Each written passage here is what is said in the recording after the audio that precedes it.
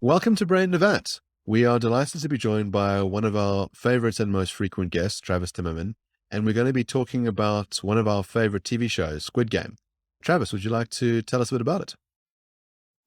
Yeah, sure. So for those of you that have seen it, here's a quick refresher. For those of you that haven't, here's the basic premise of the show. We find our gambling addict protagonist who feels shame for not being able to take care of his daughter, is approached by a mysterious man who offers to let him play a game where if he loses, he gets slapped in the face if he doesn't have money. If he wins, he gets a lot of money.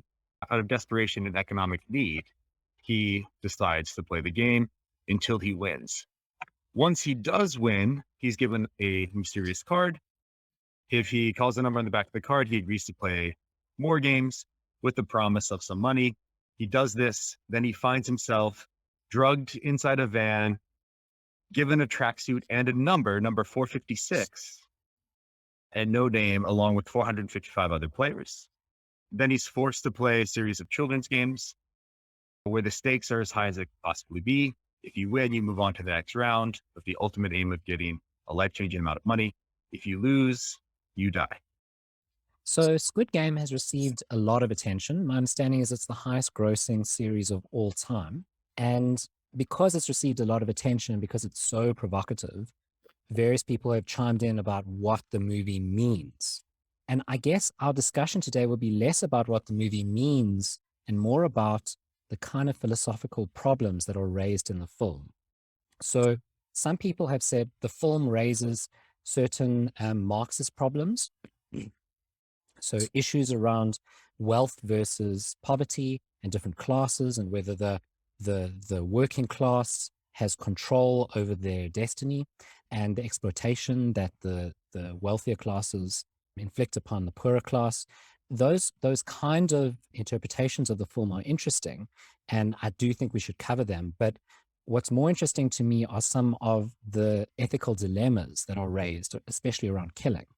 Yeah, absolutely. So, I mean, I agree that that's the underlying primary message of the series. That's thematically right there. It's basically, say this somewhat despairingly, but not totally, a sort of derivative hybrid of Parasite and the anti-capitalist message of Parasite combined with the Hunger Games for an ultra gory kill fest. And at the same time, I agree with you. I think it's quite interesting to discuss some other ethical dilemmas that are raised by the games that they're forced to play that maybe weren't necessarily at the forefront of the writers and the actors' minds. So, I mean, here's one that's sort of interesting. After the first game, once everyone realizes that it's a life or death situation where it's just red light, green light. So you just get to run to a finish line when the light is green. And then when they say red light, you have to stop. And if you don't stop, you get killed. You don't get to the finish line within the time frame, you're killed. Most of the people are killed there. Seems clearly wrong. But one of the rules of the game is that if the majority of participants want to opt out, they can, although they won't get any money. The money will go to the victims of the people that they have already murdered.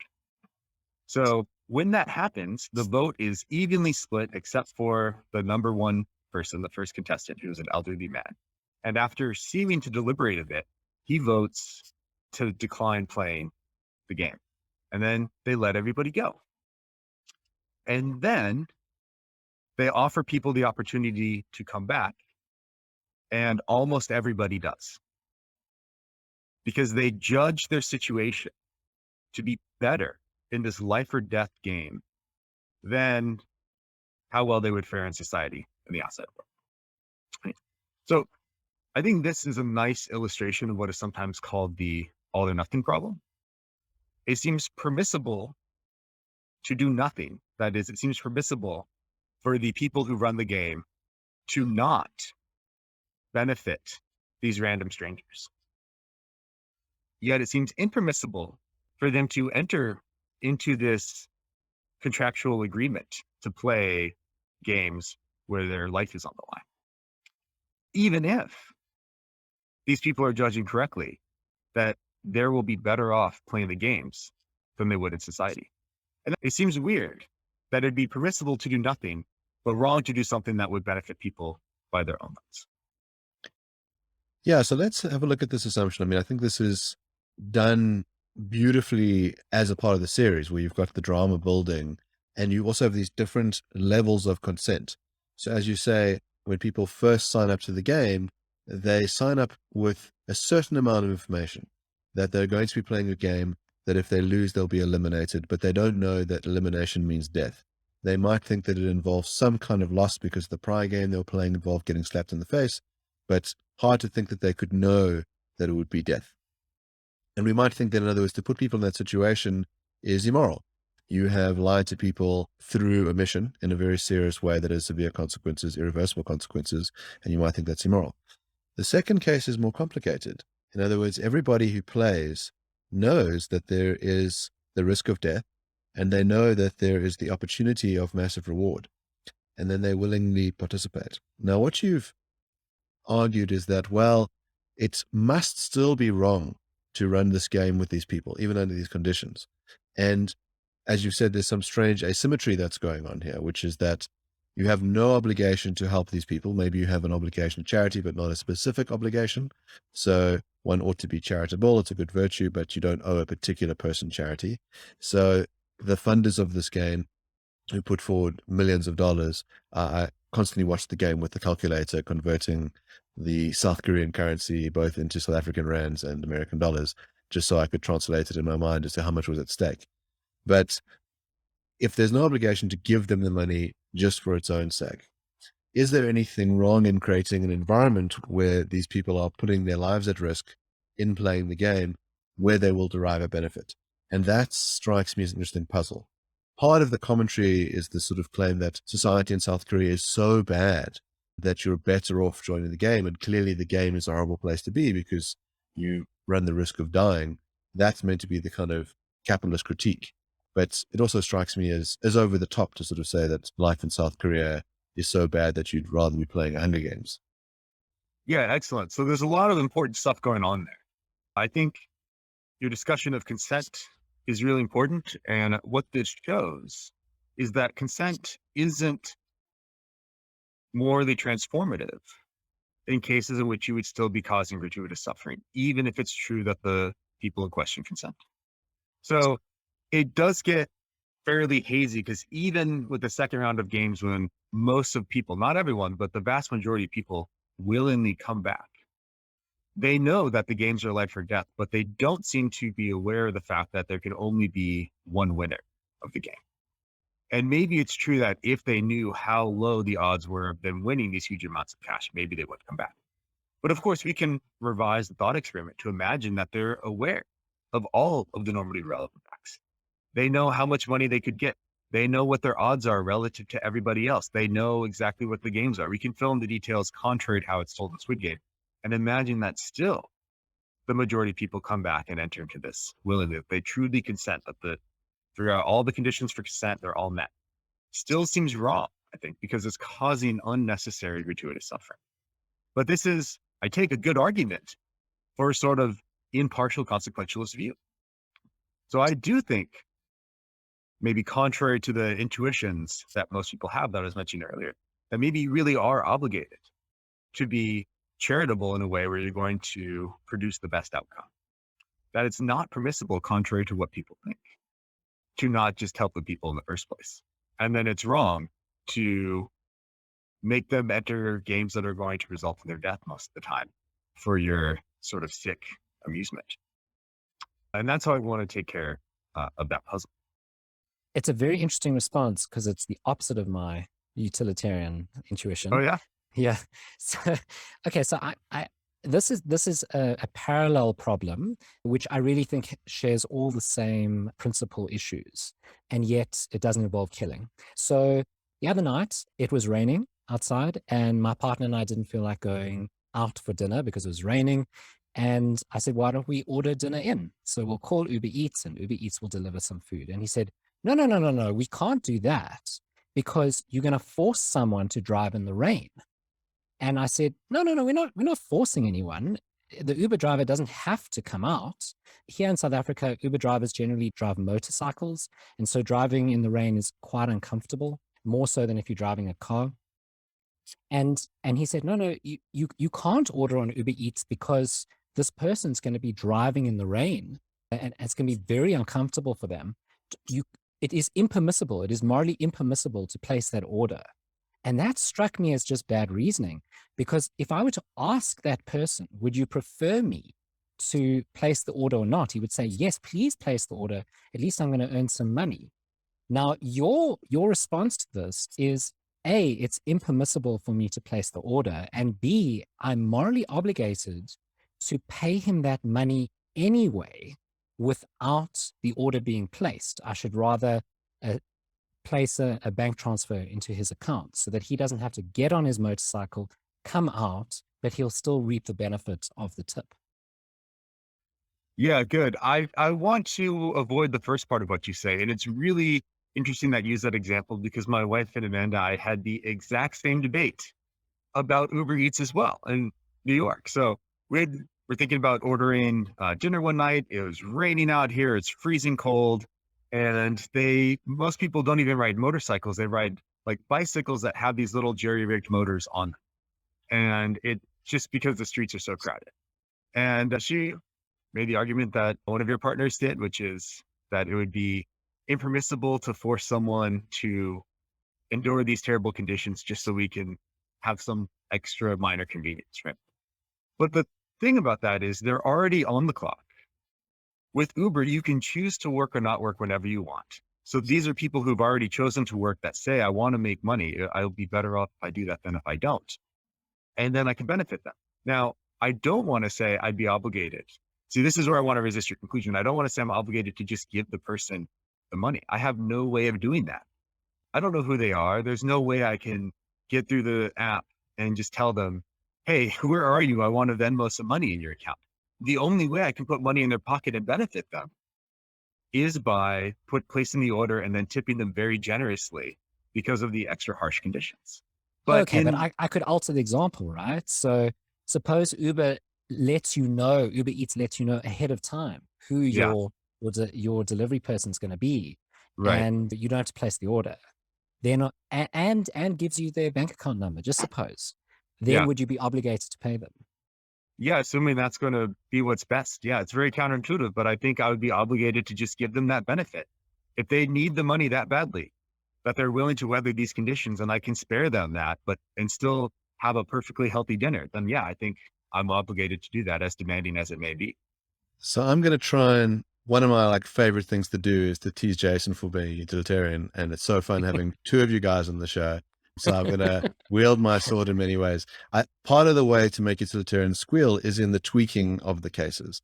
So let's go back to our Squid Game world and let's do a little bit of tweaking. So one is you've drawn a distinction with the Uber drivers. In other words, there's a difference if someone is already on the clock. And so you might think maybe it depends on who the nature of those participants are. If they are people who regularly risk their lives for reward, so imagine that all the people that you recruit in Squid Game are mercenaries. So they're paid a salary to fight in battles. You might say, well, these guys, there's a chance they're going to die anyway, and they do this sort of stuff for money anyway. So they're not just ordinary citizens. They're not just people down on their luck. These are hardened people, so we can recruit them into the game. The other one is, if you want to do utility calc, one way to sort of up the ante on the pleasure front would be to have more and more viewers of the games. So the way it's set up in Squid Game is that you've got a very small group of wealthy funders who are sort of sitting in these golden masks and watching the games play.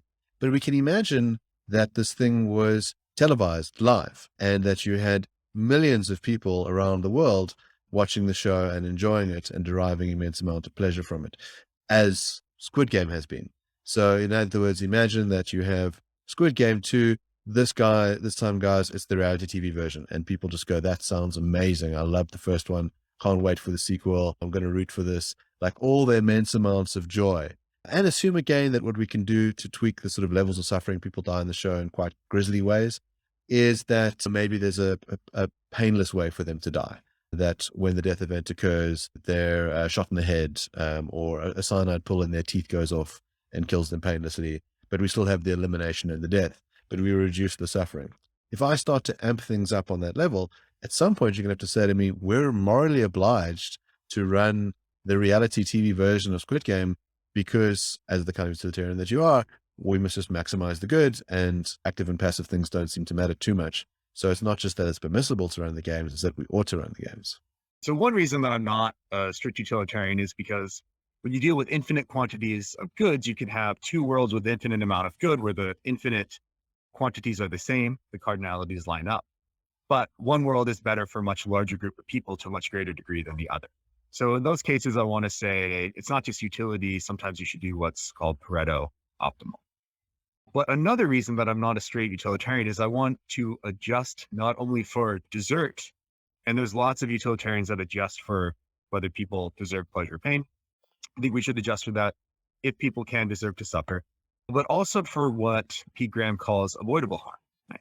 So there'll be cases where sometimes someone could freely do something that would benefit them, but they're choosing not to. And I want to say in those cases, when we calculate the value of the outcomes, we don't have to hold fixed what those free choices would be. Now that's really abstract, but here's a specific example. Right? Suppose there's two shallow ponds. I can save one person. There's one person drowned in each shallow pond. One person is tied down and there's nothing that they can do to save themselves. The other person can freely stand up, but they're choosing not to. Not because they're suicidal, not because their life wouldn't be good for them on the whole. They're just kind of lazy. And if they chose to stand up, they would. Right? Now, suppose that they would live a slightly happier life. On a standard version of utilitarianism, I'd be required to save the person who just is not standing up of their own volition. But I want to say, no, it'd be permissible for me to save the person that's tied down because the other person could save themselves and they're choosing not to. Okay. Now, how is that relevant to your question? Well, I want to know why people are getting so much joy from watching people fight to the death for their amusement. I think there's one way of filling out that thought experiment where if people subjected their beliefs to scrutiny, they would see that it's not fitting to take enjoyment in the suffering of others. And if they had the requisite rational capacity to do that, but were choosing to not exercise it, they would have a very different utility calculation. They would do something else instead that would bring them a great deal of joy.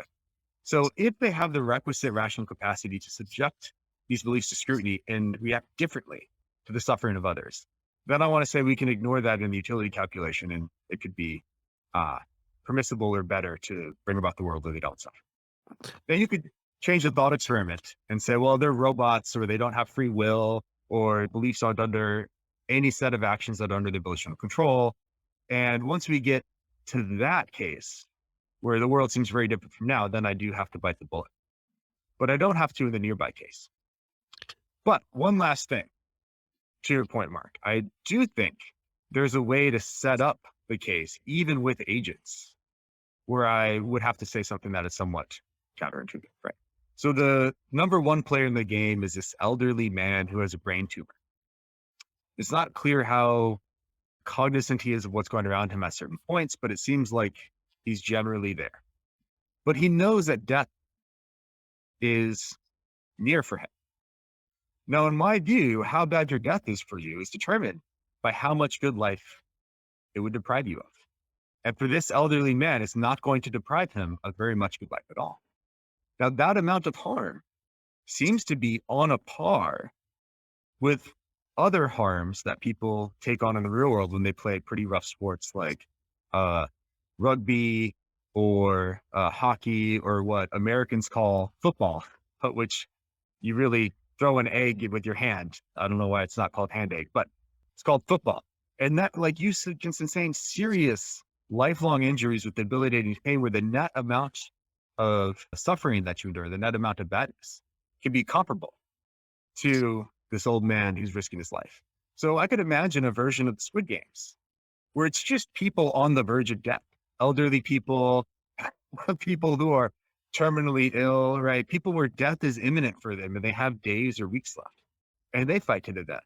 And then the amount of harm that they would be risking would be the same or less than the amount of harm that people risk in all these other sports that people think is perfectly okay to play.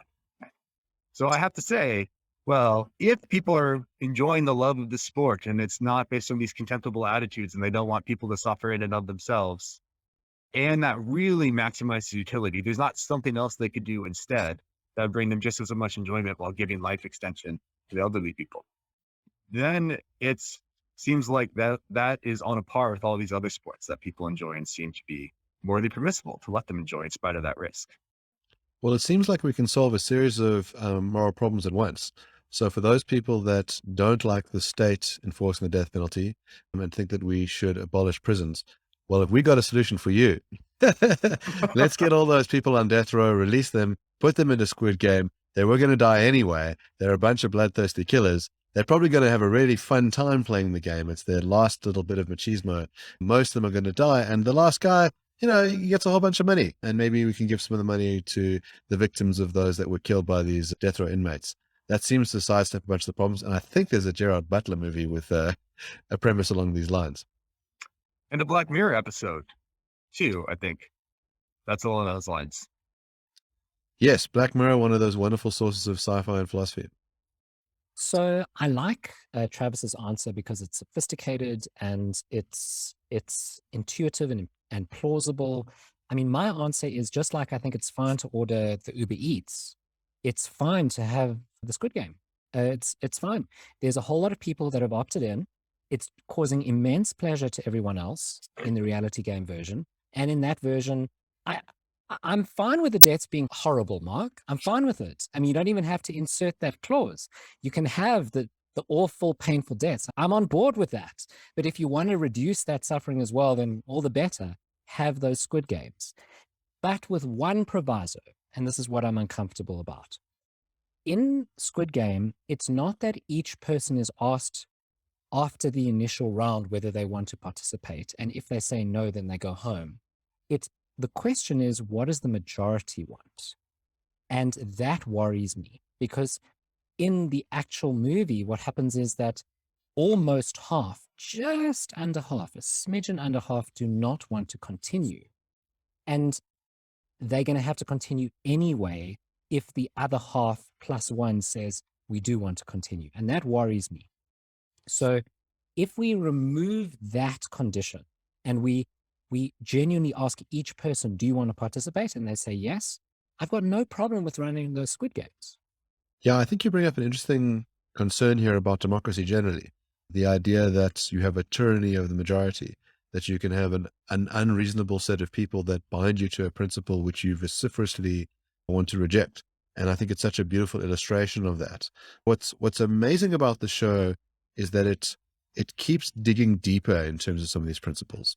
So we could take a view that, let's say that this is an immoral setup, that you ought not to be playing these kinds of games.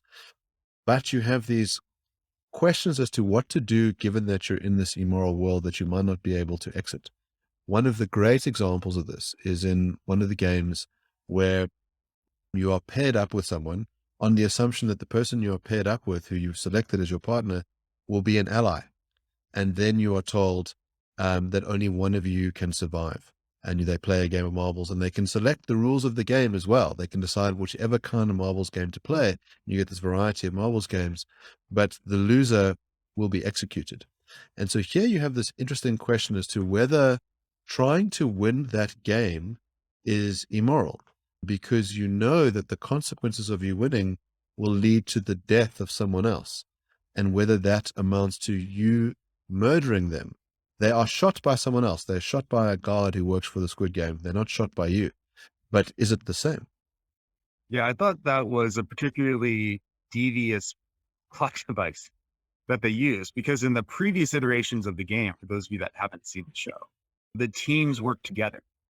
Right? They did for the tug of war. And so people are operating under the assumption reasonably, and then they all end up picking people that they like and then having to enter into this triage situation. Is trying to win the game tantamount to murdering them? Certainly not if murder is by definition wrongful killing. If murder means that you're causing the death of a person that doesn't deserve to die, then it could be tantamount to murder, depending on what the correct account of causation is. But it would be a case where I think then murder would be morally permissible, at least under some instances of those games. So why think that? Well, this is a triage situation where either both people are going to be killed.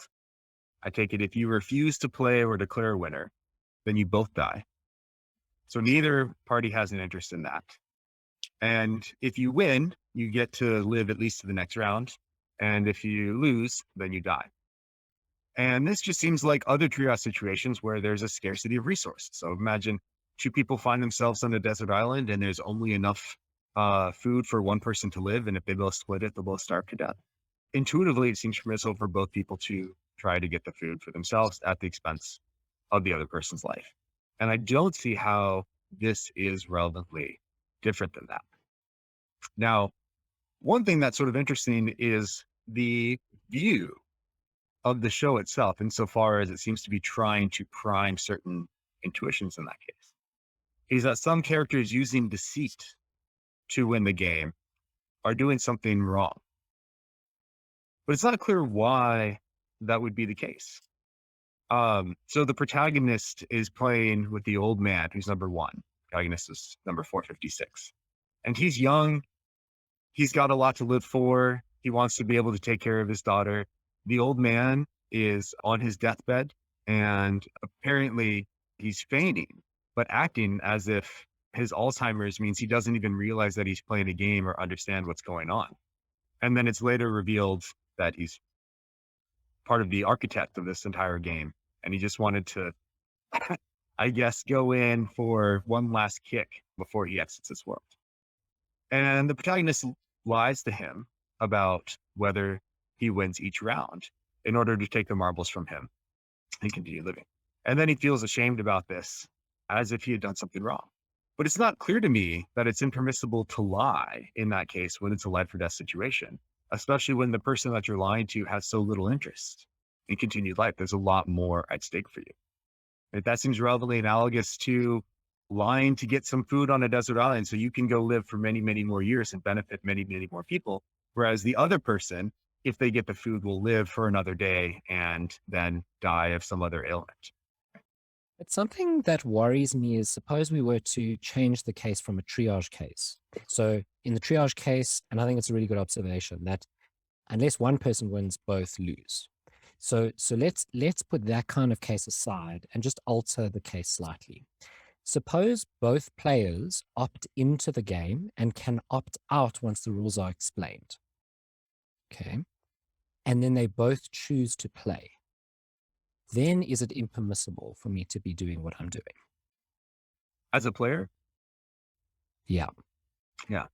This is where I think my sort of utilitarian-like version of consequentialism gets the intuitive view in a way that a lot of standard deontological views don't. Right? Because the way that you've just described the case, it looks like it's two willing agents that fully consent to this, and they're only putting their own lives on the line. And it seems like you have control over your own life. But on my view, it wouldn't be permissible for you to play if it's not going to bring about the optimal outcome. And I would think in the standard ways of filling in the details, you're going to get a suboptimal outcome if one of those people is killed, if they both could go on and live had they chosen not to play in the first place. So I want to say, yeah, it'd be wrong if it's not bringing about an optimal outcome, precisely for that reason. Whereas standard deontological views are going to have trouble accounting for that judgment. But that's strange, because on that position, you would rule out a lot of games, right? You would rule out rugby, because I don't think it's optimal that they play. A lot of people get injured. You would rule out gambling, because the house always wins. You would rule out a lot of things that we think should be permissible. Yeah, good. I mean, I don't know about rugby. It could be the case that the injuries are so serious that it really is not a game that should be played professionally. And that might be true of other professional sports as well. And gambling, I think, is a good example of that too. I mean, intuitively, gambling should be legal. The house usually has an advantage. Exceptions might be people that are really good at poker, or maybe people who are really good at craps and have enough money. But yeah, I share this intuition that gambling should be legal. But when I look at the effect that it has on society as a whole and the way that it hurts gambling addicts, I've been pushed to the conclusion, at least tentatively, that gambling really shouldn't be allowed precisely because it fails to bring about the partially best outcome. So the show might share some of your intuition. So there's a series of parallel cases in that particular episode. So you mentioned the one with the protagonist who thinks he's deceiving the old man with Alzheimer's, and the justification you've given is that that's permissible, especially because the old man has a brain tumor and he's going to die quite soon, and so the optimal thing is for the young guy with the kid to survive. The other cases are where you have the person from North Korea who has escaped, and she has a younger brother to look after. And her opponent, who is her friend, who she'd sort of picked to help in the tug of war game, basically commits suicide. So when the game that they pick is to see how close they can get to putting a marble against the wall, and the South Korean drops him on the floor after the North Korean had thrown it in the aim of trying to win. And so she commits suicide, partly on the view that you have a better, you will get more out of life. You've risked your life already to escape a tyrannical regime, and you have this brother to look after, and I'm just this young girl. And then you have this interesting case of the business major who is faced with a character called Ali, who is a refugee from Pakistan. And Ali just doesn't want to play this game. Ali doesn't want to have his friend die. He's trying to find a kind of reasonable solution. And the business major knows there is no reasonable solution, that one of them is going to die. And he thinks, well, I'll outsmart him in the way that I play this game. And they play odds or evens. And Ali gets him down to one marble. And he realizes that unless he uses severe deceit, he's going to die. And so what he does is he preys on Ali's good nature by saying, why don't you just sort of stall out? And if both of us are around, what'll happen is that we'll become one united team and we'll play against all the other stalled out teams, and then we'll both survive. And he tricks Ali by filling up his bag with stones instead of marbles. And then he goes and tells a guard what he's done and says, I have all the marbles and I didn't use violence to get to this outcome. So I played the rules of the game correctly, and Ali is then shot. And the perspective of the show is to say that the South Korean who commits suicide has done a noble thing, that it's understandable what the protagonist has done, given the nature of the old man's predicament, but that the business major has done something bad and that he will be punished for it. And the sort of perspective of the show changes against him at that moment. He becomes a sort of reprehensible character and viewed by the others as a bad guy. Yeah, that seems exactly right to me. And I think it's grist for my mill because the protagonist against the old man seems like he has more to live for. The person that essentially commits suicide so that the North Korean defector can continue living, I think judges correctly that she has more to live for. But in the case of Ali and the banker, it's not clear that the banker has more to live for than Ali. In fact, it seems like he's gotten into his position by making a series of bad choices in his life, even after having a great deal of privilege, because he's often mentioned that he went to this prestigious university for business. Whereas Ali is immigrant from Pakistan who has a wife and kids that he's trying to provide for, and has been cheated out of his wages by his employer, and he's continually had his good nature taken care of.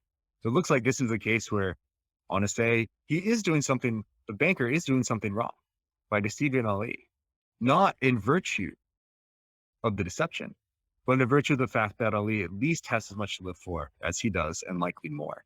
So if their lives are on a par, then maybe they should play a fair game, and whoever is the victor gets to live. And if Ali has more to live for, then he's obligated by my lights to do something very demanding, namely essentially commit suicide so that Ali can continue to live and have a chance at getting the money and improving his and his family's life. So Travis and I have both been raked over the coals by Mark for being utilitarians or consequentialists or utilitarian adjacent. And he's posed all these difficult problems for us, and we've come up with different solutions.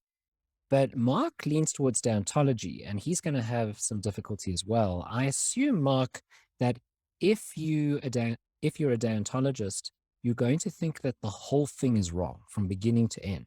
If there's deception involved, no good. If there's suicide involved, no good, because you're not fulfilling a duty to yourself. If there's murder involved, no good. You can't use others as a means to an end. The whole thing from beginning to end is wrong on your view. As a deontologist watching Squid Game, I don't think you'd enjoy it at all. You can't root for anyone to win because rooting for someone to win means using someone else as a means to their end. It seems like the deontologist watching Squid Game would have a horrible time. They'd think the whole thing is abominable. Yes, I mean, I think the deontologist sort of bites the soft bullet of going, yeah, we should allow Squid Games to happen in real life. I think No, it's not as simple as that. It's why is it that you enjoyed certain parts of the series? I mean, as a deontologist, you should enjoy none of it. And you can't explain why we root for anyone. yes, I think this is a nice question. So to think about, is it possible to think that if this were to happen in reality, it would all be totally wrong and that you should endorse none of it, but at the same time derive pleasure from the show itself? And I think what happens is that we do this imaginative leap where we substitute our moral rules for Hollywood morality. And Hollywood morality is really interesting because I think it lets you do a whole bunch of interesting moves that you couldn't do in the real world. One of which, to my mind, is the classic Clint Eastwood. You've got the bad guy who you've been chasing after the car chase and you managed to corner him. And you ordinarily would think, as a police officer, your obligation is to ensure that this guy gets a fair trial. But in the movie, you get to shoot him in the head and say, are you feeling lucky, punk? Because it's a cool line. And like, you don't want to be dealing with these sort of overly liberal judges who are going to let this bad guy get away with it, right? And so there's a bunch of moves that you can make through aesthetic means that allow us to override our ordinary moral intuitions and enjoy it. And I think what we have to do is kind of park our ordinary sense of morality and enjoy the show on that basis. There could also be another sense in which we don't endorse any of it, but you can still root for someone who's in a horrible situation because you can imagine being in that situation. Or you can both feel joy and recoil at the same time. You can say, wow, that's a terrible situation to be in, but I still root for this guy, or I wouldn't have done that, but given the situation, that was the best thing you could have done. I think a show like this is meant to make you feel uncomfortable at times.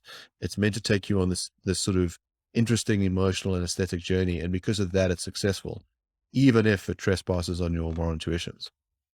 And this pushes another problem, I think, for deontology, but in one way, it can make sense of the enjoyment of the show and it can make sense of who we'd root for, even if there's a real situation.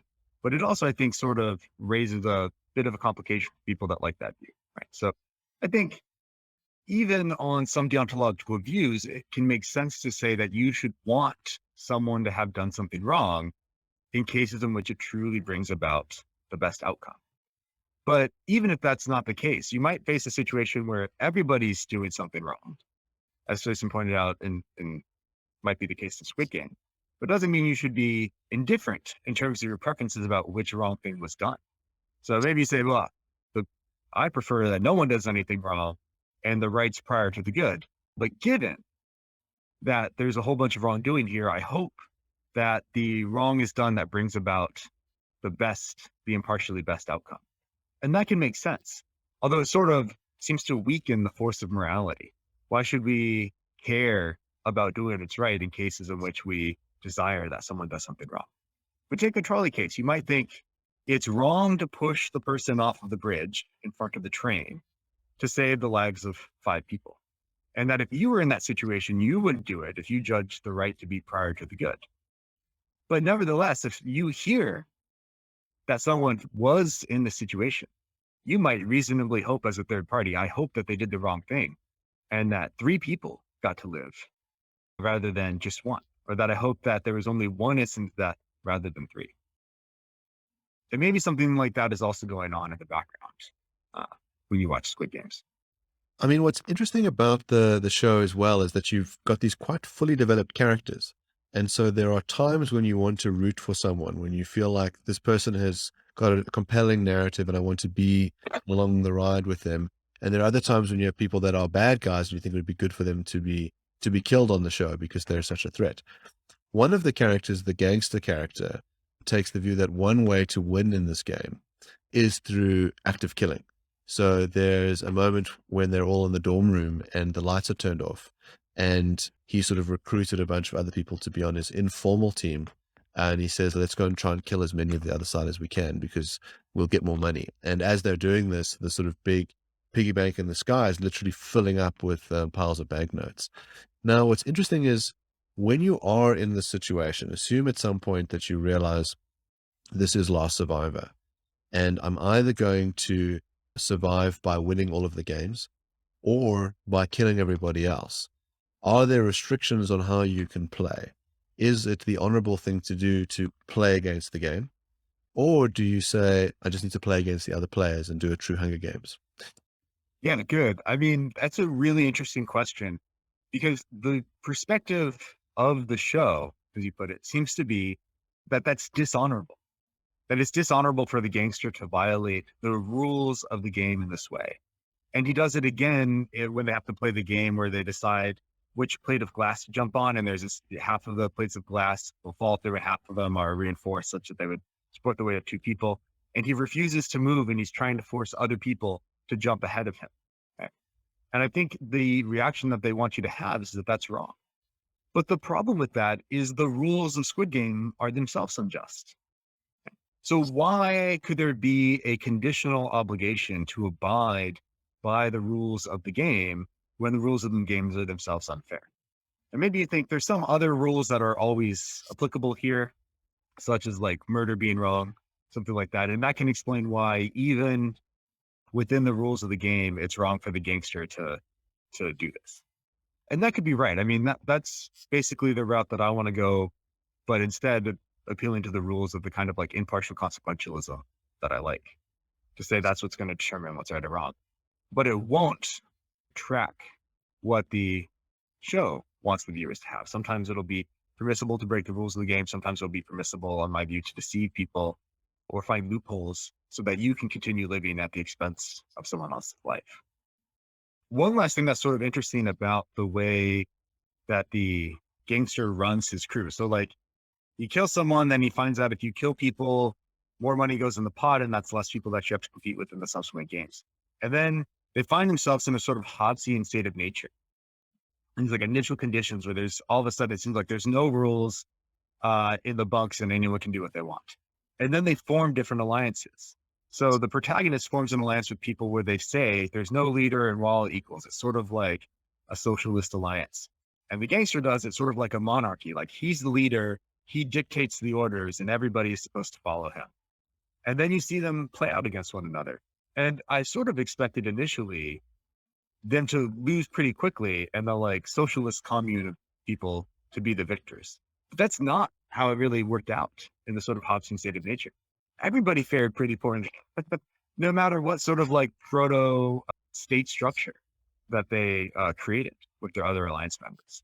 And I wasn't quite sure what to make of that. I'm not sure what the show intended the viewer to take at that point, but it just seemed to be interesting in that it was contrary to what I expected. I think something that's interesting in the show that you've mentioned, but I want to explore a bit more, is that the utilitarian or the consequentialist has a good mechanism for weighing up bad alternatives. So you have a series of bad alternatives and you weigh up which one has the worst consequences and which ones have the best consequences, and you choose the one with relatively best consequences. They're not nice consequences, but they're relatively the best.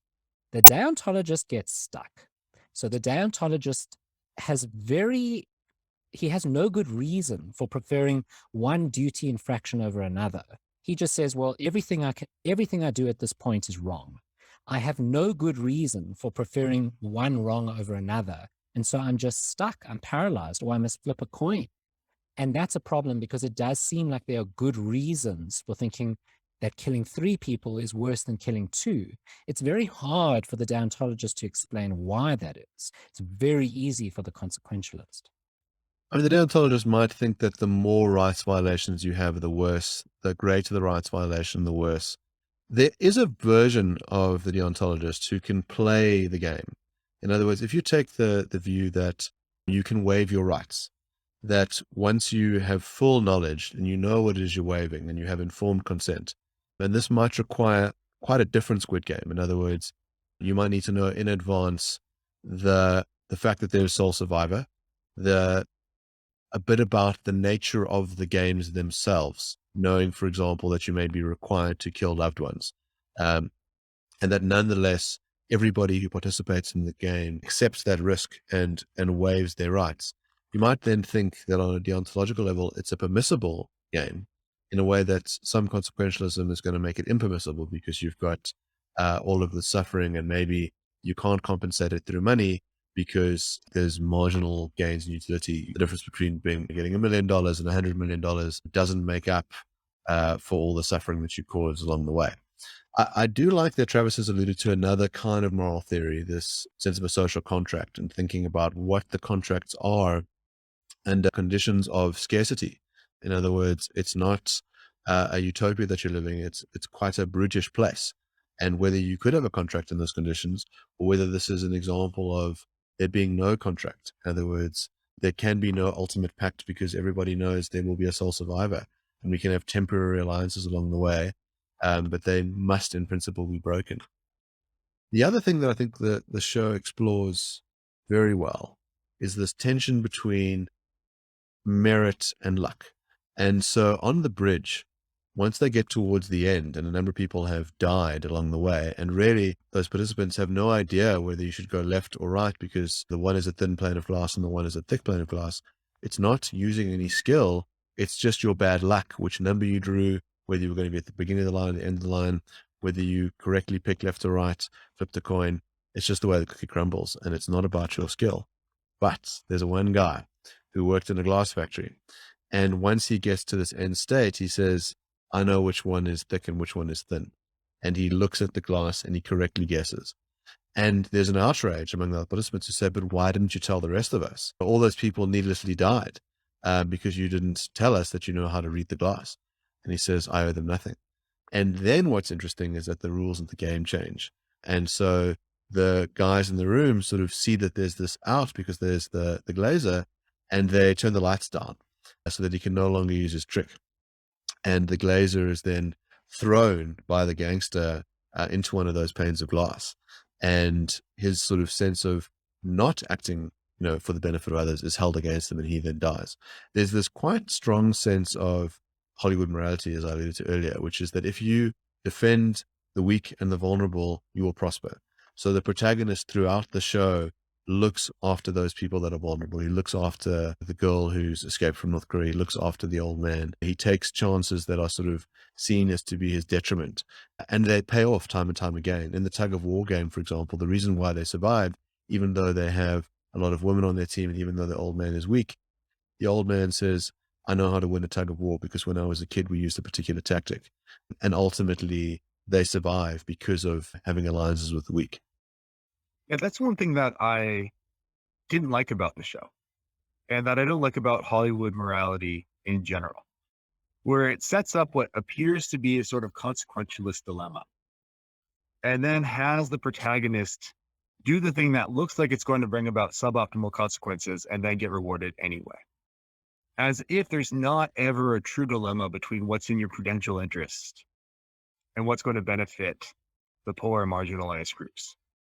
And the underlying assumption seems to be that it's rational to help people who are in need in part, because it's ultimately the path to prosperity for yourself. And I think that's wrong because that's factually inaccurate. There really are trade-off cases that have to be made. And two, even if it were true, the reason to help other people, the emphasis I should think should be on the reason to do things that have other regarding benefits for people. Sometimes the right thing to do really is at the expense of your life for the benefit of others.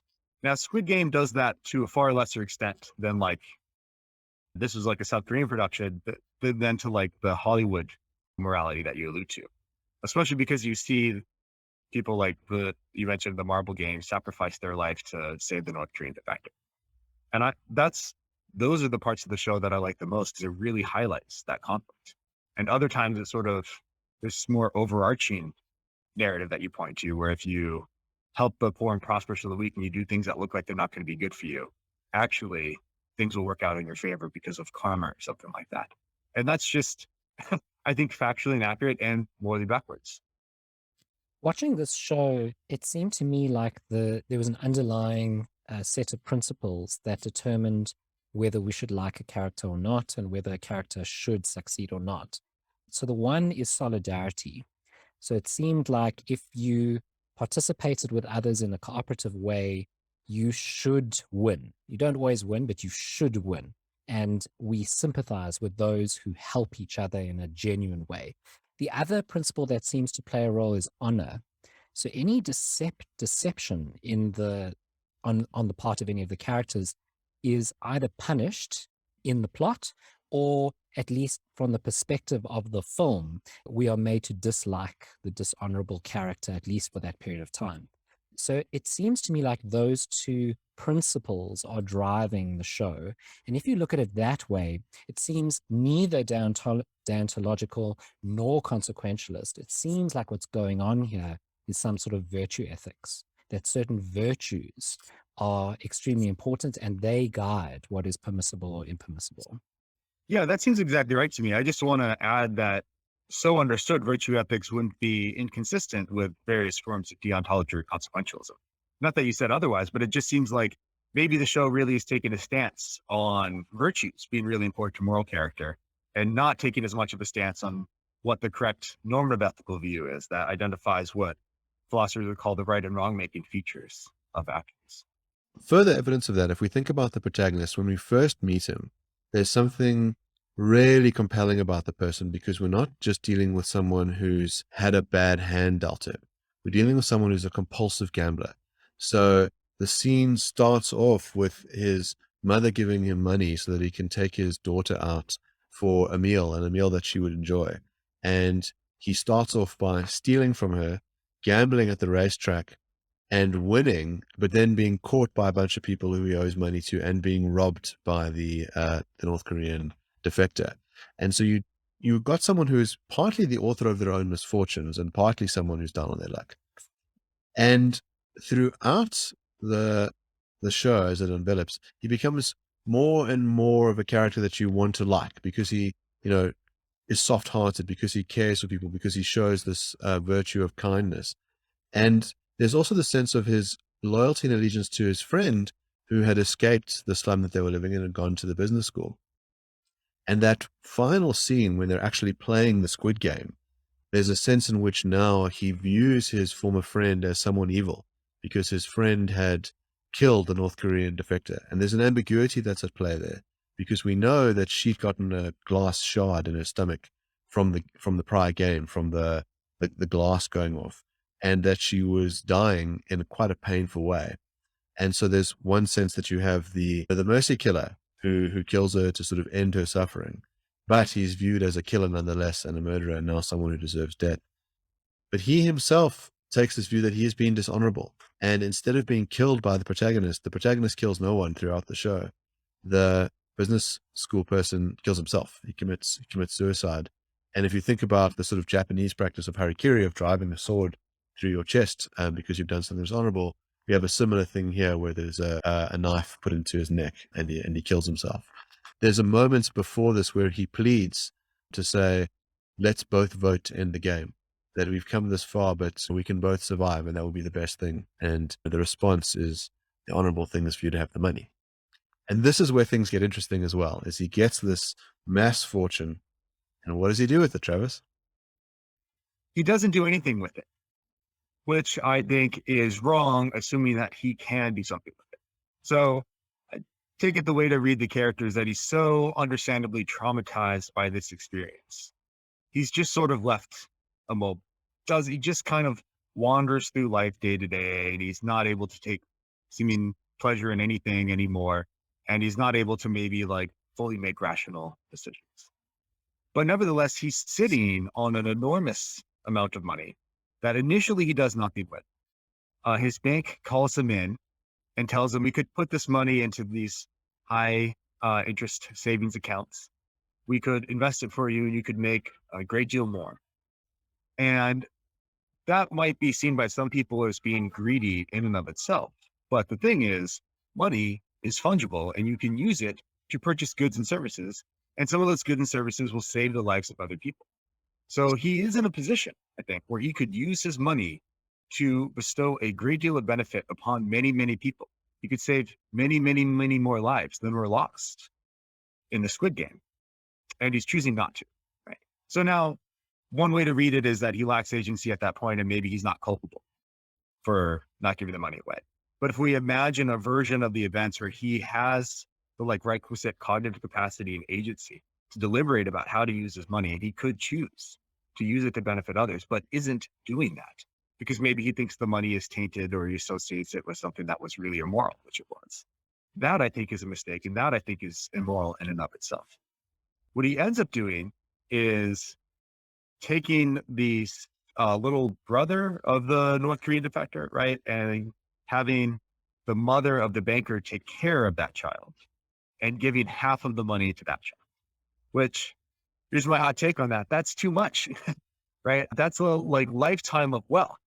I think you could give an enormous amount of money to give the kid a good life, but not half of what was at stake in the Squid Game. And then take the rest and use that to save many, many other children who you don't happen to be affiliated with. Save the lives of many starving children around the world who could benefit greatly from that, or prevent the murder of other innocent beings with that money. So it sounds to me like there's a really great update for Peter Singer's kid drowning in the pond. And you've referenced the pond drowning earlier, which is the effective altruist who trains up so that he can fight in Squid Games, kill all these people, win all that money so he can donate to charity and buy a whole bunch of malaria nets and deworming pills and maximize the good. Yeah, exactly. Well, Travis, I want to say thank you again for joining us on the show. It's always an absolute delight to have you. I'm glad that we got to marry your two prior appearances on the show, one on the philosophy of death and the other on the philosophy of film, into a film about lots of death. And I thought we had a really enlivening conversation that hopefully helps our viewers enjoy the show even more and sort of seeing some of the things that they might have missed. Thank you so much for having me. It's always a pleasure to be here.